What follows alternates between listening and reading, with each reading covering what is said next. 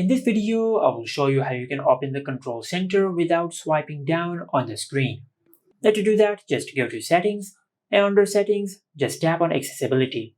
Under the Accessibility settings, just tap on Touch, and from here, just tap on Assistive Touch. Now just enable the toggle for Assistive Touch, and after you do that, now you can tap on the Assistive Touch from here, and after you open the Assistive Touch menu, then just tap on Control Center from here, and after you do that, you will open the control center without swiping down on the screen. Now you can even customize the assistive touch even more. If you tap on single tap or double tap, from here just tap on system, and on this page you can select the control center option for a single tap or a double tap. For example, I have set the assistive touch to open the control center for a single tap. Now just tap on done to save. Now if I just tap on the assistive touch option, I will open the control center directly on my iPhone. But if you don't want to use the assistive touch to open the control center, then for that, just go back to the touch settings, and on this page, just scroll down to the bottom of the page and tap on back tap.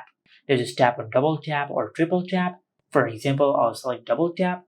Now similarly, just tap on system, then select control center, then tap on done. Now if you just do a double tap on the back of your iPhone, you will open the control center, just like that. And this is it. Make sure to like, comment, and subscribe. Thank you for watching.